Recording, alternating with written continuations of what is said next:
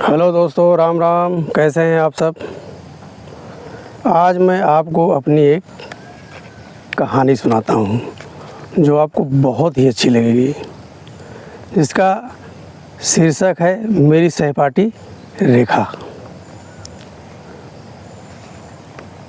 जून का महीना था। चिलचिलाती धूप में टिकैत नगर बाज़ार के बाहर खड़ा किसी साधन का इंतज़ार कर रहा था। थोड़ी देर में सफ़ेद रंग की कार मेरे सामने से गुजरी और कुछ दूर जाकर वापस बैक होकर हमारे पास रुक गई। उस गाड़ी में पीछे एक औरत बैठी थी और आगे ड्राइवर, तीसरा कोई नहीं था। पिछला गेट खोलते हुए औरत ने कहा कि आओ राम जी, बैठ जाओ, मैं तुम्हें तुम्हारे गांव तक छोड़ दूंगी। मैंने सोचा कि कोई परिचित की होगी, तभी तो हमारा नाम ले रही है। मैं अगली सीट पर बैठने लगा तो बोली कि नहीं, वहाँ नहीं, आप मेरे पास बैठो।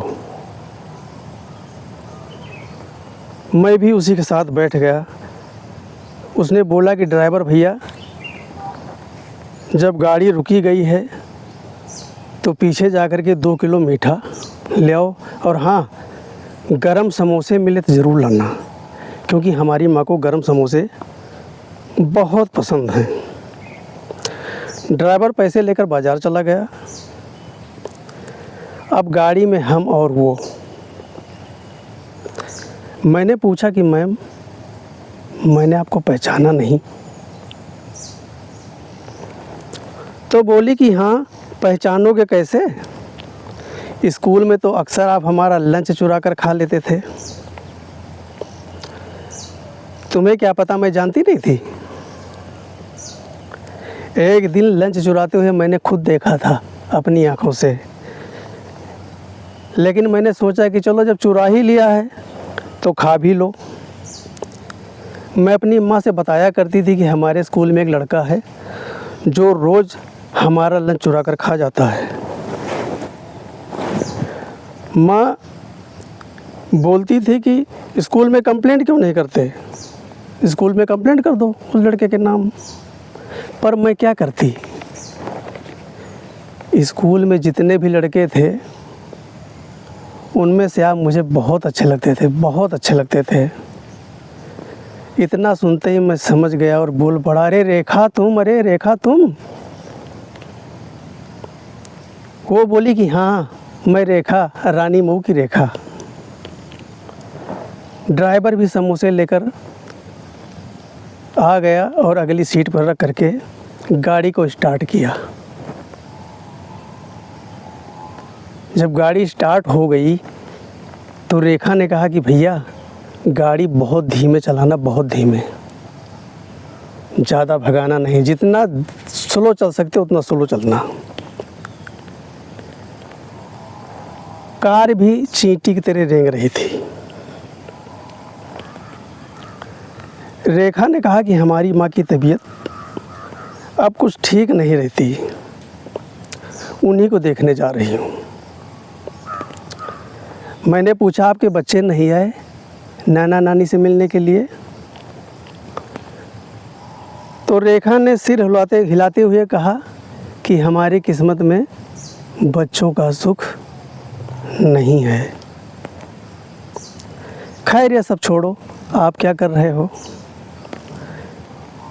मैंने बोला, कर रहे नहीं, कर रहा था। मैं दिल्ली में फ़ोटोग्राफी का काम करता था, लेकिन इस कोरोना काल में हमारा सारा काम चौपट हो गया।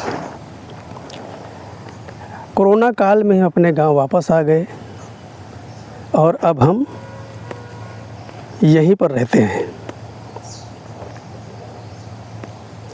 हमारे एक बिटिया और एक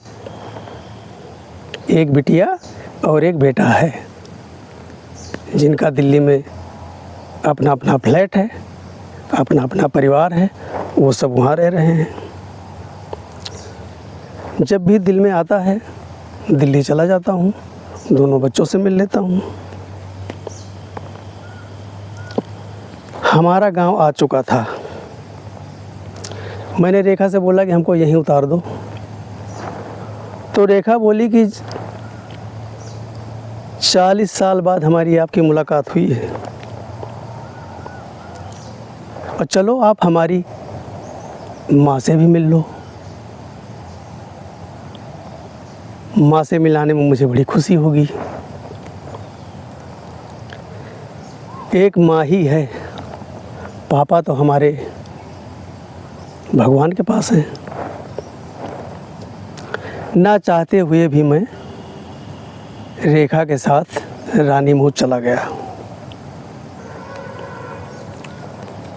आगे आगे रेखा और पीछे पीछे मैं।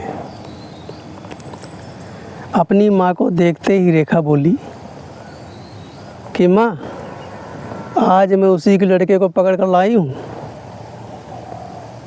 जो स्कूल में रोज़ हमारा लंच चुरा कर खाता था। 40 साल बाद मुझे मिला ये। मैंने कहा भाई रेखा, इतनी पुरानी बात है, कम से कम अब तो बेइज्जती ना करो अपनी माँ के सामने। उसकी माँ हंसने लगी और मैं भी जाकर के रेखा की माँ के पैर छू करके कुर्सी पर बैठ गया। माँ ने आवाज़ लगाई, लाओ भाई चाय पानी कराओ। चाय बन चुकी थी। चाय पीने के बाद मैंने रेखा से कहा कि रेखा, अब हमें घर जाना है। तो रेखा ने कहा कि चले जाना, घर ही तो जाओगे ना, थोड़ी देर और बैठ लो, हमारा ड्राइवर आपको घर तक छोड़ देगा।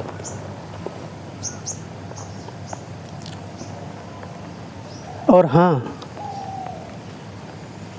अगली बार जब आऊँगी तो मैं आपके घर ज़रूर आऊँगी। मैंने बोला आपको तो पहले आना चाहिए था। एक बात बताऊँ, तुम्हारा लंच चुरा कर खाने में बूढ़े मुझे बड़ा मज़ा आता था। तुम्हारे घर से तुम्हारी माँ क्या लंच बना कर देती थी, इतना बेहतरीन स्वाद। वो स्वाद मुझे आज तक भी याद है।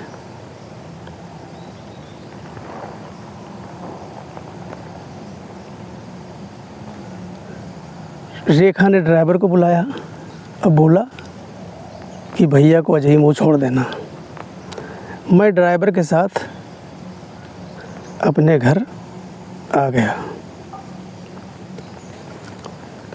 दोस्तों, ये 40 मिनट की मुलाकात ना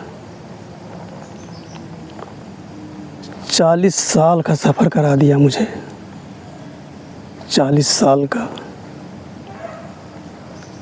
और सच बताऊं, उस समय रेखा मुझे बहुत अच्छी लगती थी, लेकिन मैं डरता था कि मैं जात का लड़का और ये लड़की, अगर कोई बात हो गई तो हमारी बुराई कम, लेकिन लड़की की बुराई ज़्यादा होगी, क्योंकि समाज लड़कियों पर उंगली ज़्यादा उठाता है। इसलिए मैं कुछ बोलता भी नहीं था। वो साइकिल से आगे आगे जाती थी, मैं उसके पीछे अपनी साइकिल लेकर चलता था। टिन टिन टिन टिन घंटी बजाता था और घंटी बजाते हुए आगे निकल जाता था। लेकिन मैंने उससे बोला नहीं स्कूल के समय में। वो तो हर क्लास में पास होकर के स्कूल से निकल गई। लेकिन जिस कुर्सी पर मैं बैठता था ना, उस कुर्सी से मुझे इतना प्यार था कि वो कुर्सी मुझे क्लास से आगे बढ़ने दिया ही नहीं। रेखा के स्कूल छोड़ने के बाद मैंने भी पढ़ाई छोड़ दी और दिल्ली चला आया। और दिल्ली में आकर के फ़ोटो का काम सीखा। फिर फ़ोटो की दुकान पर जगह जगह नौकरी करने लगा। एक अच्छी खासी जानकारी मिलने के बाद मेरा काम बहुत बढ़िया चल रहा था, नौकरी में अच्छे खासे पैसे भी मिल रहे थे, लेकिन इस कोरोना ने सब कुछ ख़त्म कर दिया। आज तो बस घर में बैठता हूँ, किताबें पढ़ता रहता हूँ और कोई काम नहीं। घर में आम के बाग हैं, खेतों में भी कोई काम नहीं। बाग तो समय से पहले बिक जाती है, जो बाग लेता है वो देख रेख खुद करता है। दोस्तों, हमारी ये कहानी आपको कैसी लगी सही बताना। हमारी कहानी आपको सही लगी हो तो हमारा YouTube चैनल मेरा संसार को लाइक करो, सब्सक्राइब करो और दोस्तों को शेयर करो। इस चैनल को आगे बढ़ाना, हमारी बात को लोगों तक पहुंचाना आपकी जिम्मेदारी है। वो इसलिए कि आप हैं तो हम हैं। जय हिंद, जय भारत।